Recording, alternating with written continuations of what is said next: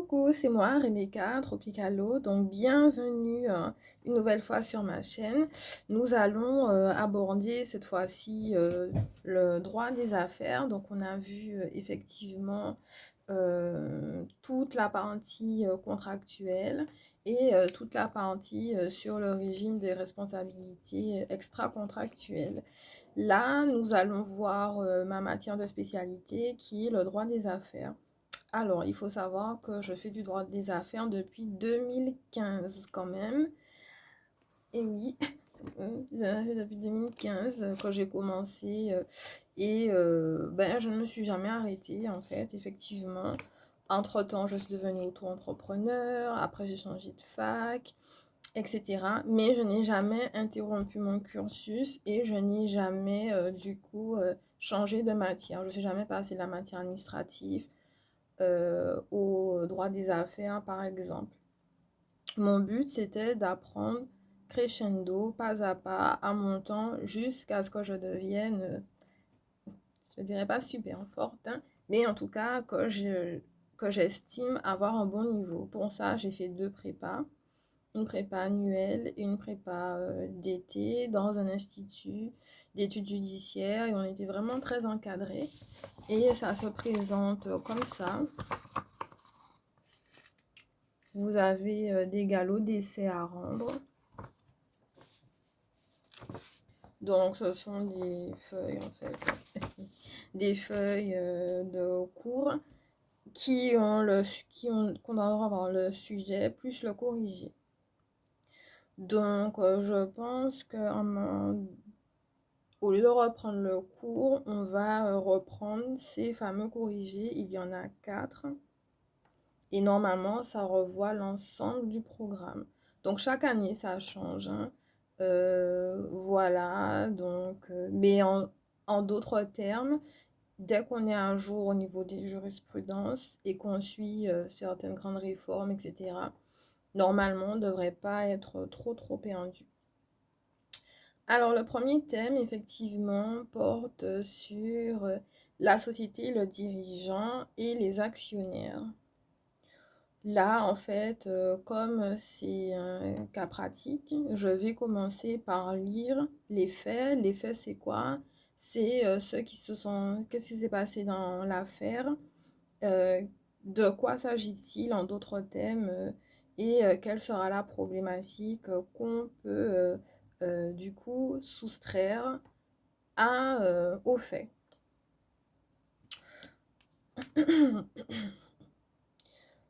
Euh, Monsieur P, je vais l'appeler comme ça, Monsieur P est le fondateur d'une SAS. Une, une SAS, c'est une société par action simplifiée. Cette société est pionnière dans son secteur d'activité qui est le recyclage des déchets industriels.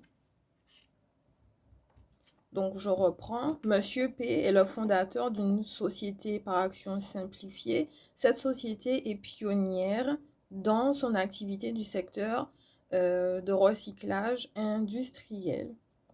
Le secteur d'activité, c'est un secteur c'est un secteur d'activité classé au titre des bénéfices industriels et commerciaux avec une nomenclature parce que c'est de cette activité qu'il en tirera son bénéfice exploitable. Ensuite,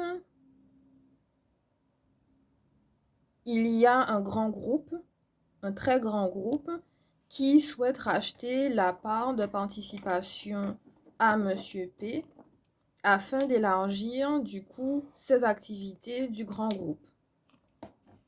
Donc lui, Monsieur P, il accepte de céder 75% de ses actions à une autre SAS, donc là, à une autre société, une société par action. Donc la SAS de recyclage industriel va donner 75% de ses parts à une société anonyme. Cette société anonyme, c'est la société globale, la société mère. Et cette société, du coup, son secteur d'activité correspond au même, parce que c'est une société qui met en valeur la cause environnementale. Donc là, vous voyez, déchets industriels, cause environnementale. Donc là, il y a quand même une concordance. Néanmoins, Monsieur P négocie la conservation d'une participation minoritaire de 25%. Ça veut dire que sur les 75% des parts qu'il va céder, il va garder quand même 25% du contrôle sur sa société, avec un siège au conseil d'administration de la SAS.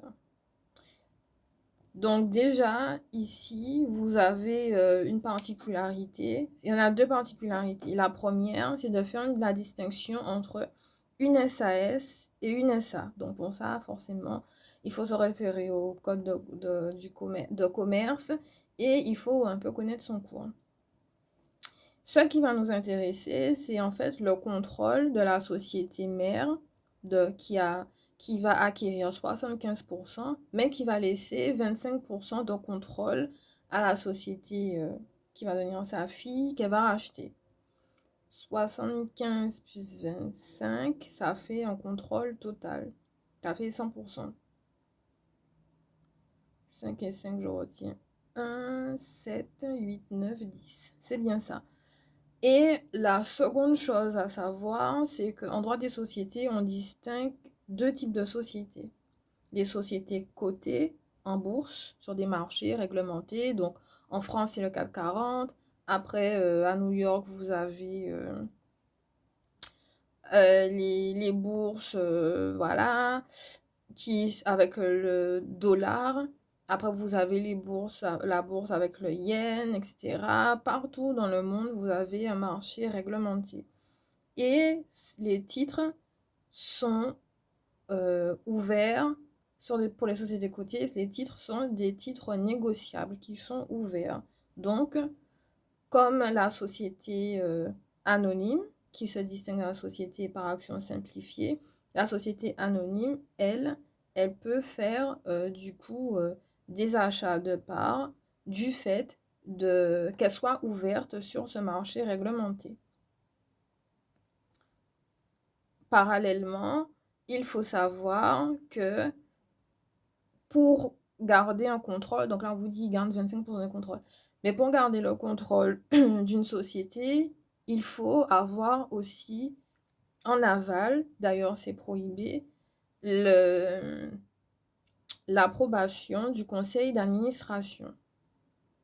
Il y a à côté du conseil d'administration, on peut avoir le directoire pour des sociétés anonymes. Vous avez soit le conseil d'administration, soit le directoire. Ça dépend si la société a une forme, du coup on parle de forme dualiste ou moniste. Ça c'est la première des choses. L'accord pour soit vendre ou soit pour acheter des parts est prévu par les statuts de la société. Les statuts de la société qui ont été donnés par les actionnaires. Donc vous avez les actionnaires majoritaires et minoritaires. Dans tous les cas, il faut retenir qu'il faut la majorité qualifiée, ça veut dire plus de 50 des parts plus une voix, pour avoir l'approbation pour pouvoir donner à une autre société notre accord de vendre nos parts et de donner du coup un contrôle majoritaire à une autre sur la société, notre société qui deviendra du coup minoritaire à celle qu'on a vendue. Donc ça, c'est la première des choses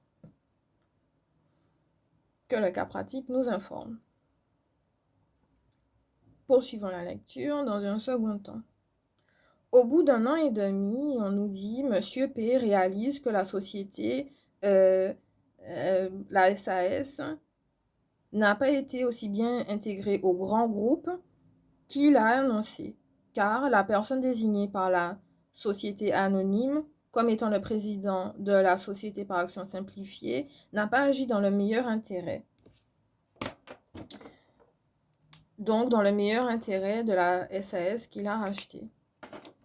Car il a appris que le groupe développe similairement une autre activité qui était déjà détenue à 100% par la filiale, par la SA globale, qui est nettement privilégiée. En d'autres termes, vous avez une petite société, une SAS, qui a vendu ses parts à 75% à un grand groupe. Au bout d'un an, on se rend compte que finalement, le grand groupe, il ne fait pas grand-chose avec la société. Il a acheté, mais il n'en s'occupe pas. Il préfère s'occuper d'une autre société et l'autre, il la délaisse pour compte. Ça, c'est la première des choses. C'est la seconde des choses qu'il faut retenir. Donc, finalement, quelles en sont les conséquences? C'est que l'activité et le résultat de la société par action simplifiée se trouvent privés de dividendes et que à l'avenir, on se rapproche du dépôt de bilan.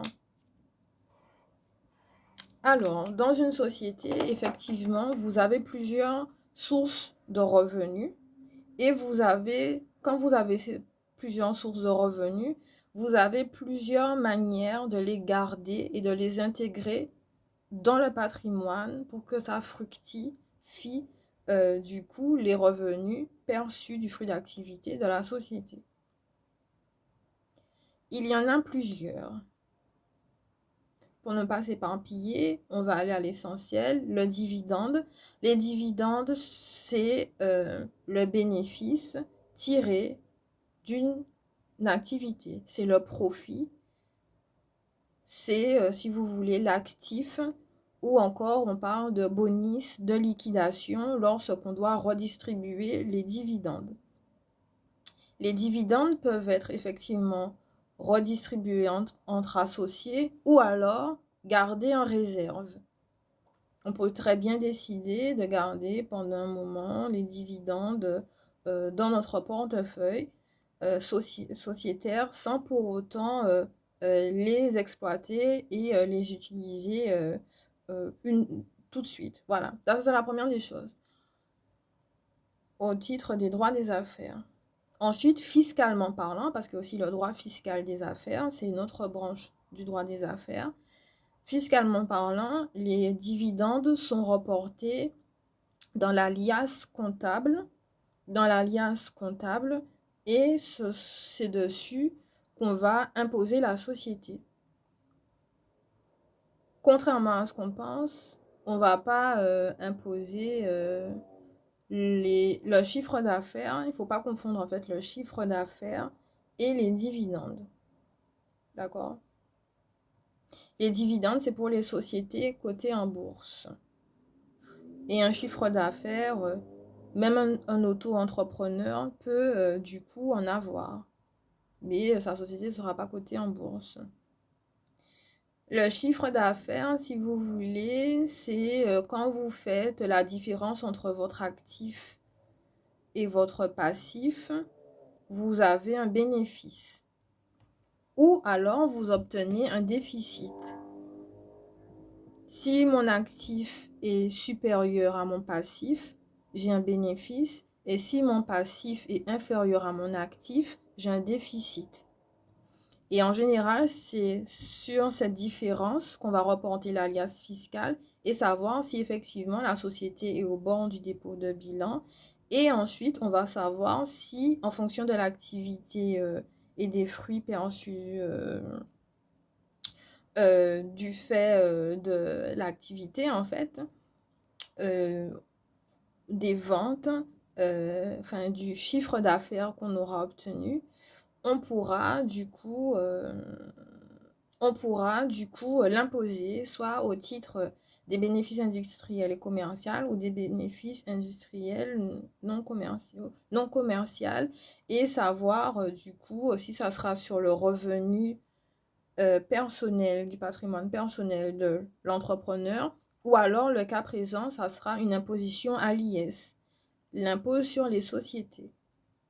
Donc, la particularité aussi de bien maîtriser le droit des affaires, c'est de connaître des notions en fiscalité d'entreprise et en comptabilité d'entreprise. Parce que sinon, vous serez